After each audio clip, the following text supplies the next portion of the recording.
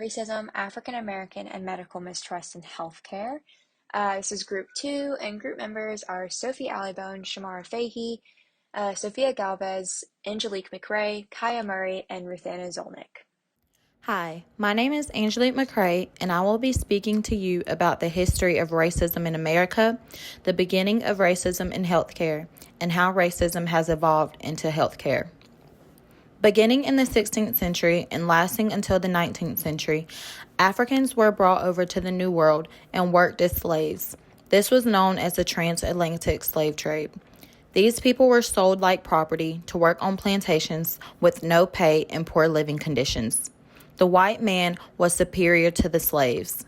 In 1861, the United States began a civil war between the Confederate South and Union North. This lasted until 1865, resulting in 3 Reconstruction Amendments. The 13th Amendment, passed by President Abraham Lincoln, ended slavery. The Jim Crow laws were enacted post-Civil War. These were laws that made sure blacks and whites were segregated. These laws were meant to marginalize African Americans. The Supreme Court ruled separate but equal regarding public accommodations. The Plessy v. Ferguson case upheld this decision by the court, although the landmark Brown v. Board of Education case overruled Plessy v. Ferguson.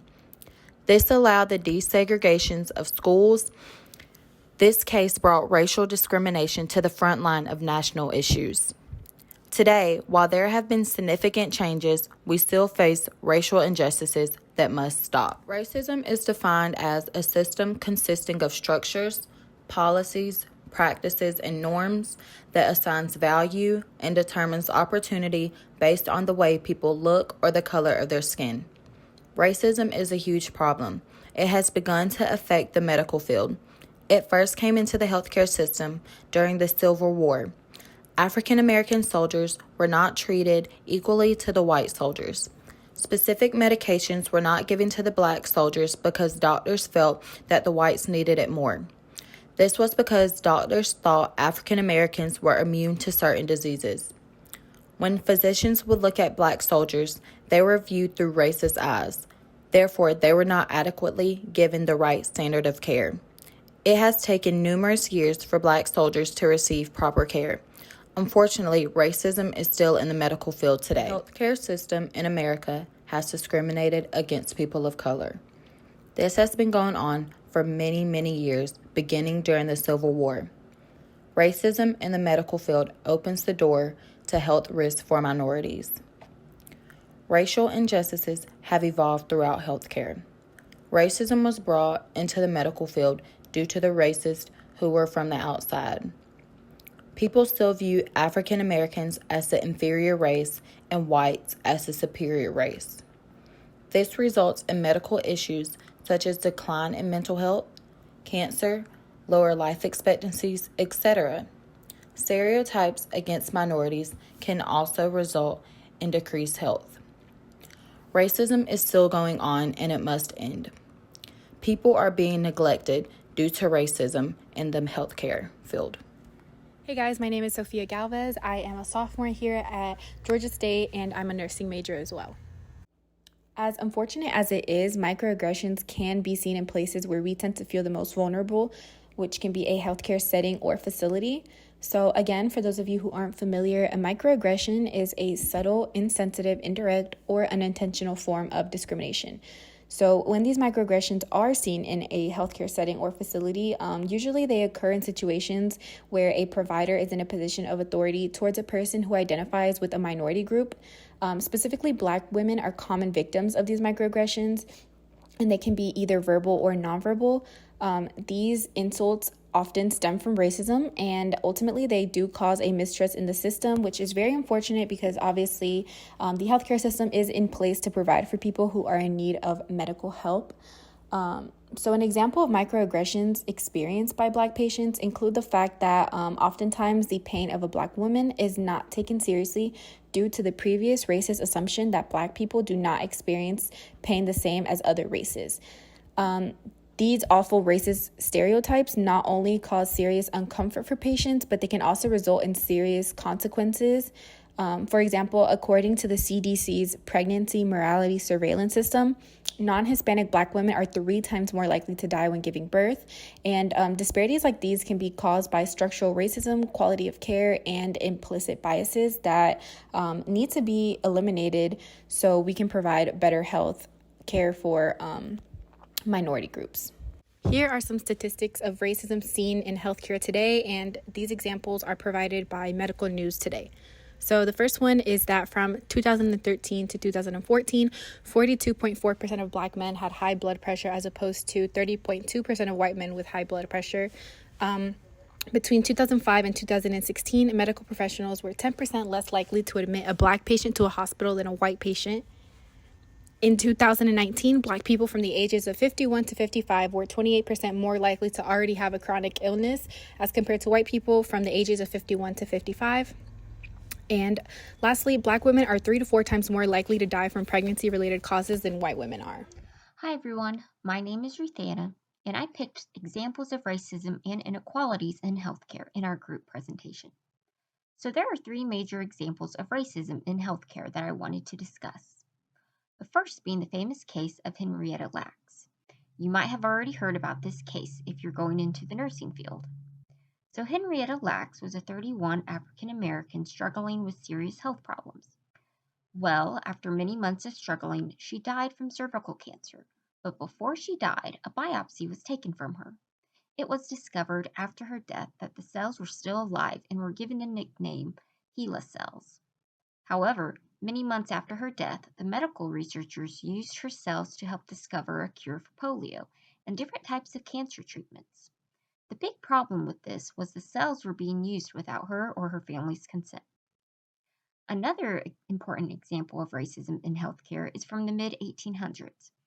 A surgeon named by James Sims, who is known as the father of modern gynecology. This individual developed many surgical techniques, even used today. He developed these techniques by using enslaved African American women without their consent. Another example I found was from 1945 from an individual named Eb Cade. I picked him because this case isn't well known, but was used to study the effects of radiation on the body. So this all began when he got in a serious car accident and was injured as a result. While he was going to treatment, he was being injected with plutonium without his consent. And afterwards, it was used to study how the effects of radiation was on his body. These cases are very important in understanding the cases of racism seen in healthcare. Thank you for listening.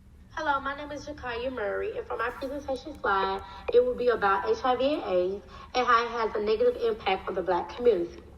HIV is a viral infection that attacks the immune system and causes AIDS. HIV is a sexual transmitted disease by heterosexual and homosexual practice. It can be transferred through anal, vagina, and oral sex. AIDS and HIV has had a major impact on the Black community than any other race. African Americans are expected to not live as long as any other race groups that suffer from HIV and AIDS. HIV impacts the Black community because the majority of the Black population experience poverty.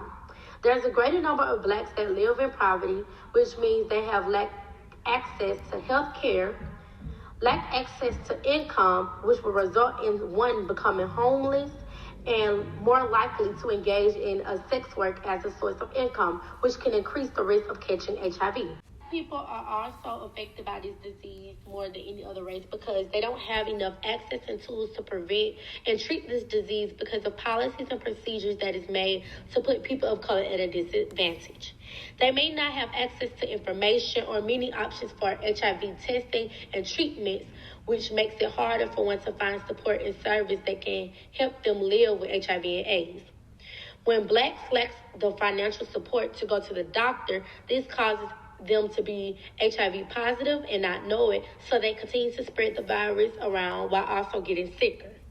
Not only do HIV and AIDS affect the Black community worse than any other race, there has also been statistics that have shown that Black people are most likely to have HIV more than any other race. And some statistics that I found, it stated that in 2018, Black African American people accounted for 13% of the U.S. population, but 42% of the 37,968 new HIV diagnoses in the United States are dependent areas. At the end of 2018, an estimate of 1.2 million people had HIV. Of those, 482,000 were among Black African American people. 6 in 7 Black African American knew they had the virus and still spreading it around. Compared to all people with HIV, Black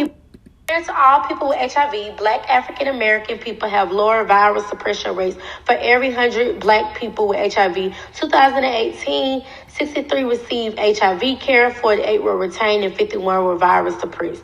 Compression for every 100 people overall with HIV, 65 received some HIV care, 50 were retained in care, and 56 were virus suppressed.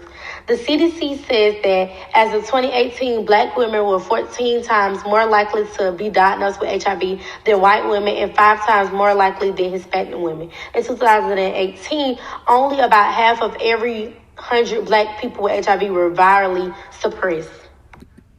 I strongly believe that it is the healthcare fault, the reason why HIV is at a higher rate for Blacks, because while Blacks experience poverty more than any other races, there should be tools set in place to help Blacks to prevent them from catching HIV. So if Blacks were able to gain Medicaid or have health tools or free testing, then maybe this will result in lowering the chances of them catching HIV and stop the spreading. The Tuskegee study of untreated syphilis in the Negro male was an ethically abusive study conducted between 1932 and 1972 by the United States Public Health Service and the Centers for Disease Control and Prevention. The study initially involved 600 Black men, 399 with syphilis, 201 of whom did not have the disease. Participants' informed consent was not collected on the men, and the researchers told participants they were being treated for bad blood, a local term used to describe several ailments, including syphilis, anemia, and fatigue. The purpose of the study was to observe the effects of the disease when untreated. As a result of the men not being informed of the nature of the experiment, more than 100 men died. By 1943, penicillin was the treatment of choice for syphilis and becoming widely available. However, the participants in the study were not offered treatment. In 1972, an article was published on the experiment exposing the USPHS. As a result, the Assistant Secretary for Health and Scientific Affairs appointed an advisory panel to review the study. The panel concluded that the study was ethically unjustified, and in October of 1972, the panel advised stopping the study. A month later, the Assistant Secretary of Health and Scientific Affairs announced the end of the Tuskegee study.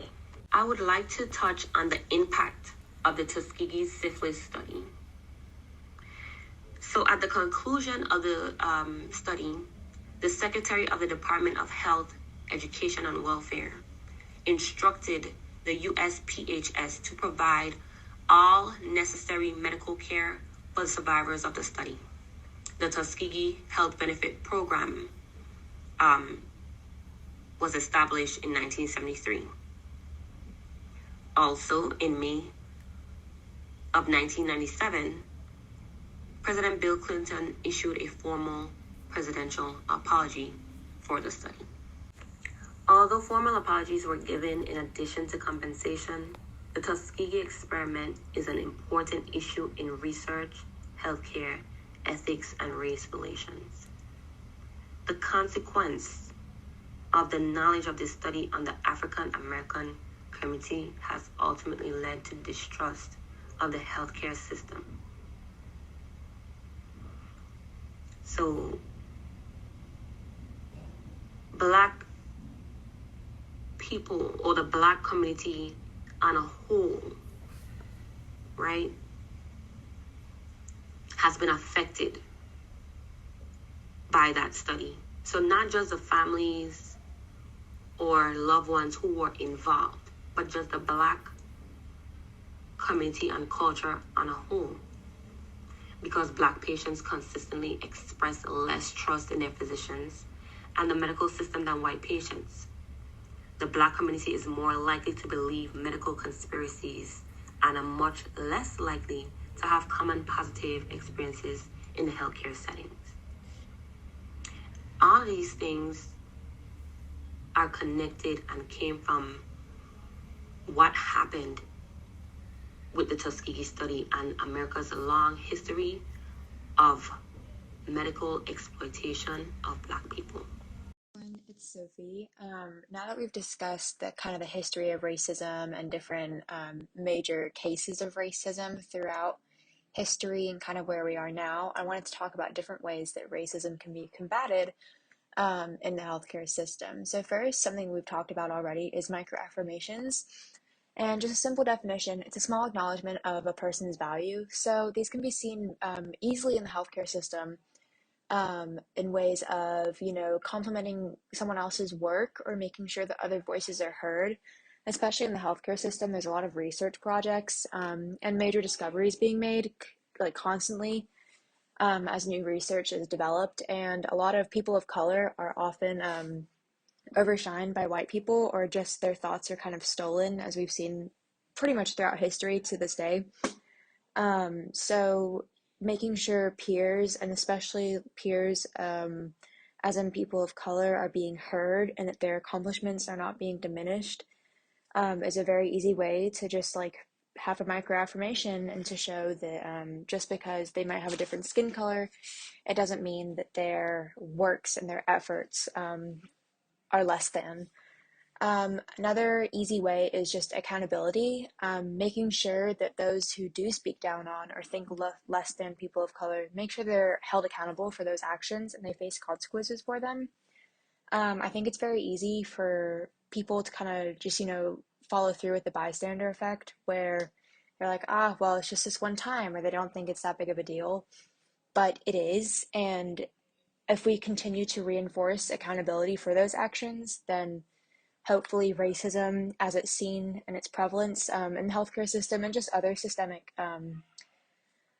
institutions, it can be diminished, and we can hopefully move to a point in time where racism is no longer a thing of people's lives. One last thing is just unity, and this kind of goes hand in hand with accountability and micro affirmations. It kind of just puts it all in one. Unity, just making sure that we're there for one another and that you're raising up your peers, especially people of color, and making sure that their voices are heard. You want to shine a light on them, especially in times in institutions like healthcare, where oftentimes they're looked down upon, especially with different patients and of different ages. A lot of patients in the dementia ward are racist because they're still in that mindset of I guess, just olden times, and it's easy for them to say racist comments. So it's obviously very important to continue to raise up our peers and to make sure they do feel welcomed in that type of institution. And at the bottom, I just kind of have a little blurb where it's easy to believe the fallacy that a bystander cannot make change. However, it only takes one person to shine a light on a negative situation. It only takes one voice to make a problem known. And I'm a firm believer in making sure that even if it's all it takes is, a comment where it's anonymous, to a superior. That's all it takes to make some change happen and to get the ball rolling. So next I have some methods in place to avoid racism in healthcare. The one that we all know is just simple legislation, where a lot of times when you come into a new job, you sign agreements saying that you won't be a part of discrimination against people of color, based just in terms of like based on skin color, based on sex, sexual orientation, stuff like that. A lot of places have that in place, to just ensure that racism has no place within their space. Next, which is more specific to nurses, which is a bit more niche with this class, is the oath. Nurses will take what's called the Nightingale Pledge. It's a Hippocratic oath for nurses where we just vow to help others without prejudice and to give people the best medical care they possibly can receive without any kind of prejudice or discrimination occurring in the process. On this next slide here, I just have the oath.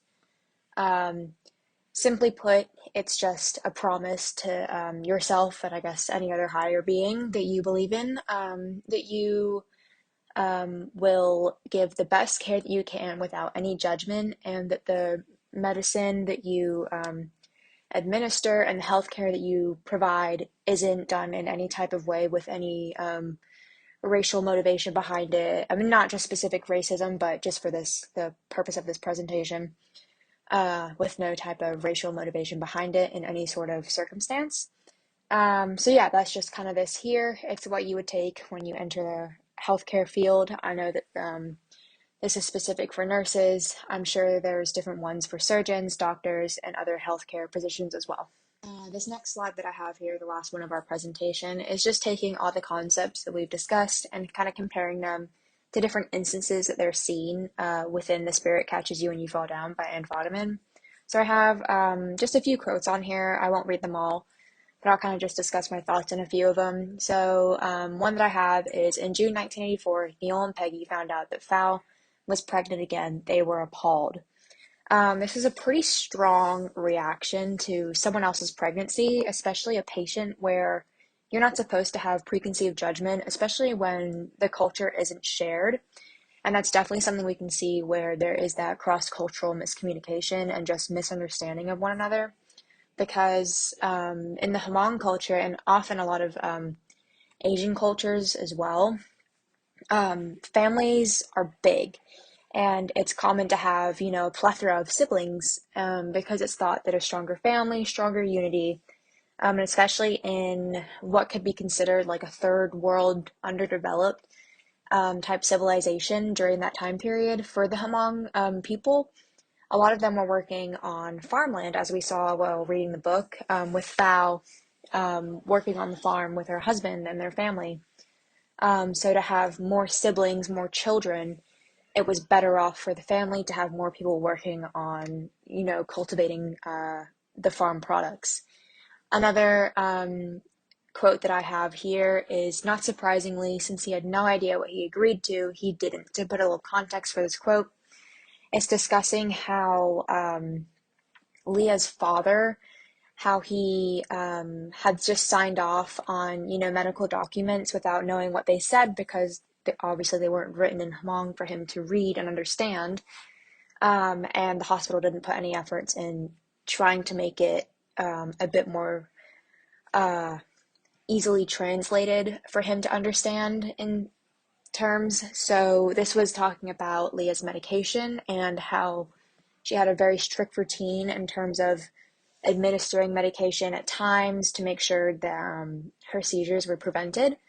So saying, like, not surprisingly, since he had no idea what he agreed to, he didn't, it's talking about how obviously he's going to agree with whatever forms, they're going to hand in front of him so he can get his daughter home, because in Hmong culture, it's very important to have family together and at home, and they also believed in a lot of holistic, as I guess what we would consider holistic, be a bit more respective, type of medicines where, they paid a lot of money for gold amulets to be worn and different herbs to be kind of administered. They would rub coins on Leah to try and help her illness. So they didn't agree with a lot of the Western medicines, and especially because the doctors didn't make any type of effort to try and communicate the importance of those medicines, they obviously didn't know what they had agreed to in terms of administering them. And this last slide here is just our works cited. It has all the links and sites of all the sources used for this presentation. Thank you so much for listening. We all really appreciate it.